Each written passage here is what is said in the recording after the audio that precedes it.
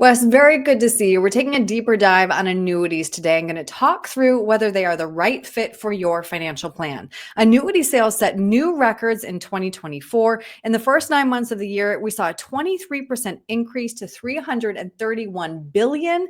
And LIMRA, which tracks the numbers, expects that number to grow to 400 billion in 2025. Clearly, they're popular. So why this love-hate relationship with annuities? Well, there certainly is a love-hate relationship with annuities, and to be honest with you, I'm in the same exact camp. Okay. There are so many different kinds of annuities. There's different issuers. They come in, just a lot of different flavors. They're kind of like cars, right? You love some cars, and then you sit in one and take it for a test drive, and you can't stand it. Very similar here. But I had a conversation a few weeks ago with a gentleman, and we were talking about just structure of a retirement plan, some of the income streams that he had. And he brought up one of his accounts and he said, so this annuity I got about 5 years ago, I hate it. I regret it. And I was beginning to ask him some more questions about why he bought it, where in his plan he thought that it fit. And he really wasn't too sure. But I asked him about his other income streams, and he said, well, I have this pension, and it's great. I've been receiving it for the last 8 years. It pays, just a stable amount each and every month. He says that he'll be collecting, he hopes, at least within the next couple of years, Social Security. And then I began to smile, and he said, what are you thinking about? And I said, well, what you just told me is that you liked the pension and the future income stream. And those are both going to be in the form of an annuity, because at the end of the day, the definition of an annuity is an equal series of payments over time.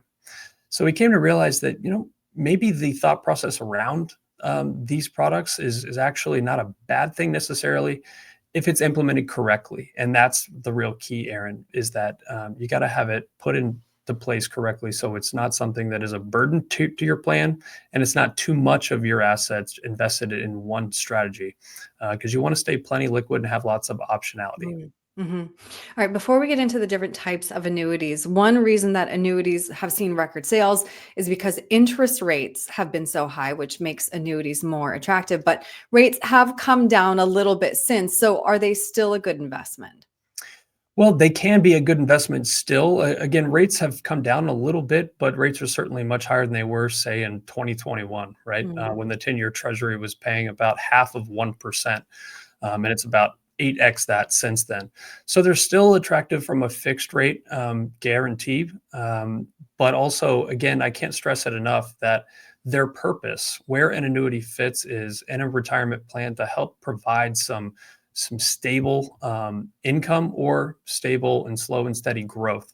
And so from that standpoint, they can still be implemented well, but they certainly, when you have rates that are on their way down, they affect those fixed rate annuities more than anything. Mm-hmm. All right. So then, Wes, can you just walk me through the different kinds of annuities? Absolutely. So there's three main types of annuities. Let's start with the far left, the fixed. The fixed annuity is much like a bank CD, except it's issued by an insurance company. It's going to pay a stable rate for at least 1 year, and then they have others that are multi-year guaranteed rates.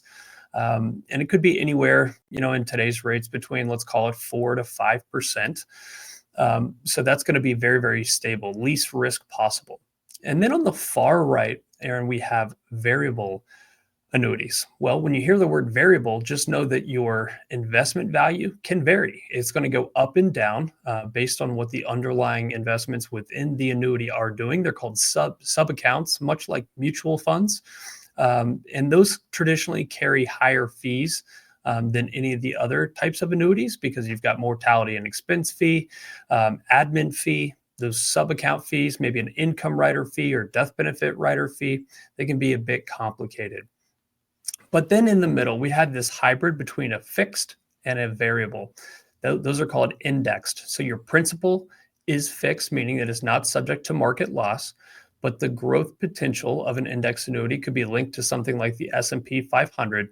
And usually it has a participation rate or a cap on what you can earn to the upside, but it always provides that downside loss. So that's kind of a hybrid between those three choices. I've been hearing a lot about registered index linked annuities lately. In fact, sales of RILAs, as they're known, are up 37% from the previous year. So who should be considering a RILA annuity? Well, it could be a good fit for those that are looking for something as an accumulation play. And this is going to be, not to use the word hybrid too much, but a hybrid between that index choice and that variable choice, because you're going to have some protection to the downside, not as much as that index option, but maybe it's going to buffer, say, the first 10 to 20% of the S&P losses before you begin losing. And same is true to that upside. You may have a higher cap than what you would on the indexed option.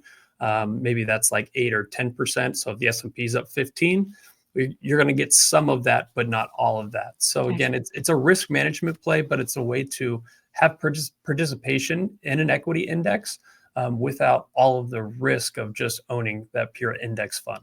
Okay. When I was doing some research for this, the question that came up a lot was, how are annuities taxed?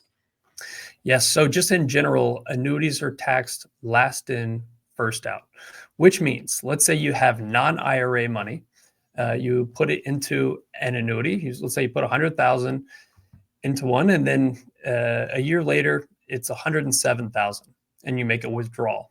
Well, if you withdraw anything, the first thing that comes out is the interest or the earnings that was added to the annuity balance. Again, last in, first out.